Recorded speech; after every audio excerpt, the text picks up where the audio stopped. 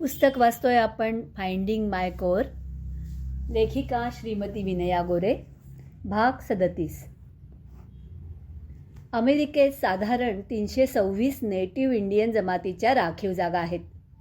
त्यांच्या संस्कृती आणि आध्यात्मिक श्रद्धेनुसार वेगवेगळे प्रसंग, विधी आणि सेलिब्रेशन्स असतात. त्यापैकी कायम लक्षात राहिलेला एक अनुभव. अमेरिकेत न्यू मेक्सिको नावाचं एक राज्य आहे. म्हणजे दक्षिणेचा मेक्सिको देश नाही. तिथे बऱ्याच नेटिव्ह इंडियन जमाती आहेत. त्यातलीच एक टेवा ही भाषा बोलणारी जमात आहे. त्यांच्या पिढ्यानपिढ्या त्या छोट्या गावात राहिलेल्या आहेत. दरवर्षी ग्रामदेवतेचा उत्सव फीस्ट डेज असा असतो. त्यांच्या पारंपरिक आध्यात्मिक विधींबद्दल ऐकलं होतं आणि उत्सवाच्या वेळेस जायचं ठरवलं. गेल्यावर सुद्धा माहिती मिळायला बराच त्रास झाला. पण उद्या पहाटे डिअर डान्स आहे असं कळलं.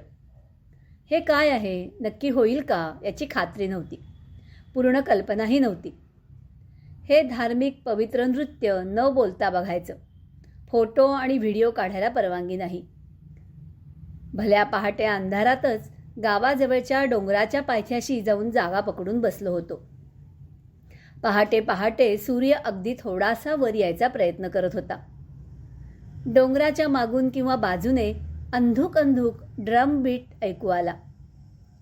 डोंगराच्या मागून हळूहळू सूर्य वर येत होता आणि त्या सूर्याबरोबर ड्रम बीटचा आवाज मोठा मोठा होत होता आणि तालही जोरजोरात वाढत होता. एकदम 15-20 हरणं डोंगरावरून बागडत ड्रम बीटच्या तालावर नाचत खाली यायला लागली.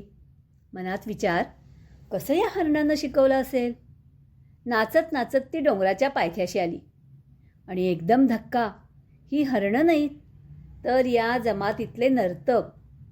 डोक्यावर शिंग, शरीर भरून हरणाची कातडी, हातात 2 काठ्या, त्यामुळे 4 पाय असल्यासारखे दिसत होते. त्यांच्या हालचाली, नाच अगदी हरणांचं अनुकरण. डोंगराच्या पायथ्याशी जमातीतील ज्येष्ठ वडीलधारे त्या नर्तकांना भेटले. ज्येष्ठ लोकांनी अंगाला लाल रंग लावला होता, केसात पीस. त्यांनी मंत्रघोष म्हणजे चांटिंग म्हणायला सुरुवात केली आणि मिरवणुकीसारखे हे सगळे लोक गावात आले. कुठेही गडबड नाही, आवाज नाही. ऐकू येतात ते फक्त मंत्रघोष.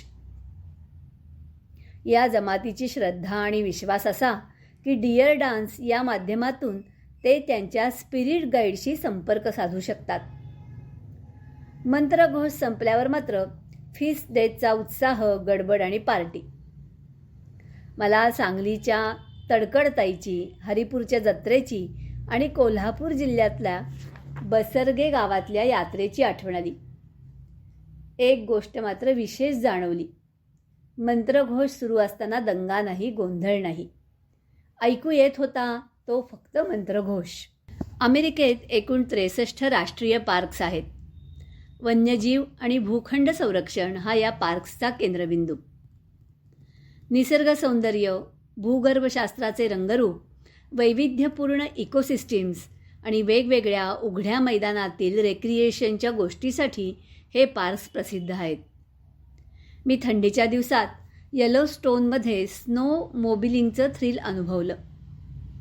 स्प्रिंग आणि फॉलमध्ये वेगवेगळ्या पार्क्समध्ये हायकिंगचा अनुभव घेतला.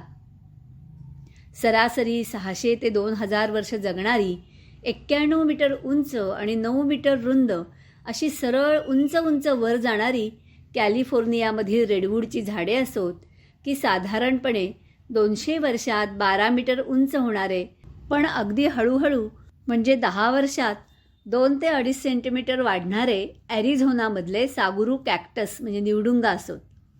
ही निसर्गाची काय आणि कशी किमया आहे हे समजत नाही. वेगवेगळ्या रंगाचे आणि वेळोवेळी उडणारे येलोस्टोनमधले गायझर बघताना खूप मजा आली. गायझर हा एक विशिष्ट प्रकारचा हॉट स्प्रिंग. जमिनीतील पाणी मॅग्मा आणि लाव्हामुळे उकळून मधून पाण्याच्या आणि वाफेच्या जोरदार फवाऱ्याच्या रूपाने बाहेर पडते. कितीही स्नो आणि थंडी असली तरीसुद्धा हे गायझर उडतच असतात आणि आजूबाजूचा स्नो वितळवून टाकतात. त्यांचा हा खेळ 12 महिने इमाने इतबारे चालू असतो. ॲरिझोनामधील ग्रँड कॅनियन म्हणजे जगातील सर्वात मोठा खड्डा. सर्वांना ऐकून तरी माहिती आहेच. ही दरी म्हणजे एक भूगर्भशास्त्रीय आश्चर्य, जिओलॉजिकल वंडर आहे. साधारणपणे त्याच भागात म्हणजे ॲरिझोना आणि युटा या राज्यांमध्ये वेगळ्या प्रकारच्या दऱ्या, स्लॉट कॅनियन्स आहेत. त्यापैकी काही खूप प्रसिद्ध, काही अपरिचित, पण सगळ्याच स्तिमित करणाऱ्या. या दऱ्या म्हणजे निसर्गाची विस्मयकारक शिल्परचना. सच्छिद्र सँडस्टोन असलेल्या भागात स्लॉट कॅनियन्स तयार होतात. अचानक येणाऱ्या पुराच्या म्हणजे फ्लॅश फ्लड किंवा मान्सूनच्या पावसाचं पाणी जमिनीमध्ये जोरात घुसून खाली जाताना लांब आणि अरुंद अशा खाचा म्हणजे स्लॉट्स तयार करतं. वर्षानुवर्ष पाणी आणि खडकांची झीज यामुळे छोट्या खाचांच्या आत जरा रुंद वाटा, पॅसेजेस आणि सँडस्टोनच्या कठीण घट्ट भिंती म्हणजे स्लॉट कॅनियन्स तयार होतात. पाणी जिथे जागा मिळेल तिथून वेगाने घुसत असल्याने या वाटा एकदम वळणदार, अगदी भूमितीच्या कुठल्याही आकारात न बसणाऱ्या. या दऱ्या म्हणजे नैसर्गिक कलाकृती. दरीत साधारणपणे 100 फूट म्हणजे 30 मीटर खाली गेलं, या चक्रव्यूहासारख्या पसरलेल्या वाटा, खाली रेताड वालुकामय जमीन, कधी सूर्याचा छोटासा कवडसा तर कधी मोठा झोत आणि गुंतागुंतीच्या नक्षीदार रचना आणि रंगीत सँडस्टोनच्या भिंती. दरीची रुंदी कधी जेमतेम 1 माणूस जाऊ शकेल एवढी, तर कधी 10 माणसं सहज मावतील एवढी. खरंच निसर्ग हा सर्वात मोठा शिल्पकार. फ्लॅश फ्लडची इथे फार काळजी. तो सर्वात धोकादायक, कारण तो नेहमीच्या साध्या पुरासारखा नुकसानकारक आहेच, पण या पुराला तुफान वेग आणि तो अचानक काही मिनिटात येऊ शकतो. स्वतःच्या रक्षणासाठी काहीही तयारी करायला वेळसुद्धा मिळत नाही. पाणी कसं, कुठून आणि केव्हा येऊ शकेल हा अंदाज फक्त स्थानिक लोकांनाच. या कॅनियन्समध्ये अपघात झालेले ऐकलेले नाहीत, पण आपण कॅनियनमध्ये पाण्यात अडकलो तर बाहेर पडायला मार्ग नाही.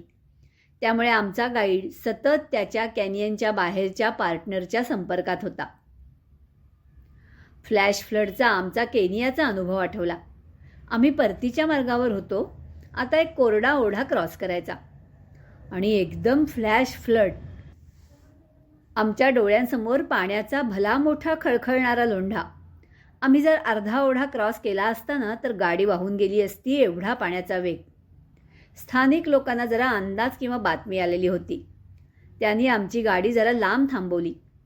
हाच ओढा 5 मिनिटापूर्वी अगदी कोरडा, बोन ड्राय. फ्लॅश फ्लड आणि 10-15 मिनिटांनी परत तसाच कोरडा, बोन ड्राय. पुढच्या भागाचं नाव आहे आई आणि मी. 2016 मी भारतात गेले होते. गेली 2-2.5 वर्ष आई संपूर्ण वेळ झोपूनच होती. बराच विभ्रंश झाला होता. जगण्याची तिला फारशी इच्छा नव्हती. मी गेल्याबरोबर तिचा चेहरा खुलला. 5 मिनिटं का होईना ती अतिशय आनंदात होती. तोच हसरा चेहरा मनावर बिंबवून 2-3 आठवड्यांनी मी जड पावलांनी अमेरिकेच्या वाटेला लागले. मी मुंबईहून अमेरिकेत पोहोचेपर्यंत ती गेली. ती माझ्या भेटीसाठी थांबली होती का? तिच्याबरोबर शेवटचे 2-3 आठवडे राहता आलं एवढंच समाधान. बाबांच्या तुलनेत आई सुधारक विचारांची, जास्त बोलकी, पण त्यांच्या इतकीच भावनाप्रधान.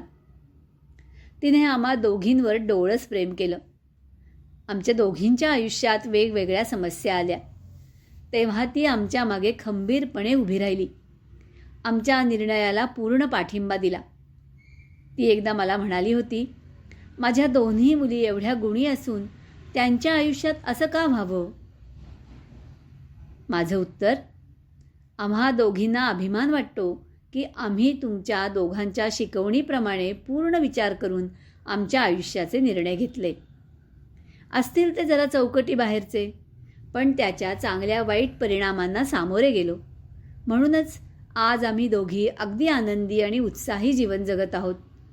तू पण आमच्यात अभिमानाने सामील हो. समाजाच्या शंका कुशंकांना, प्रश्नांना तिला जरूर तोंड द्यायला लागलं असणार, पण त्याची झळ तिने आम्हाला कधी लागू दिली नाही.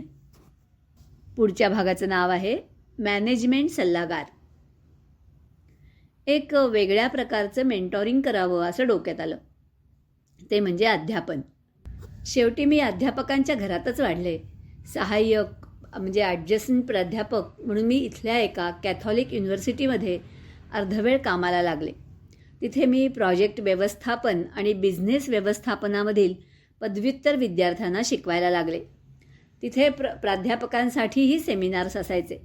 एक नक्कीच आठवतो. प्रौढ आणि लहान मुले यांच्या शिकण्याच्या पद्धतीत फरक आहे आणि म्हणून प्राध्यापकांनी शिकवायच्या शैलीचा विस्तार कसा करावा यावर आम्ही खूप चर्चा केली. या सेमिनारची सुरुवात कॅथॉलिक प्रार्थनेने झाली. हे नवीनच, अमेरिकेत पहिल्यांदाच अनुभवले.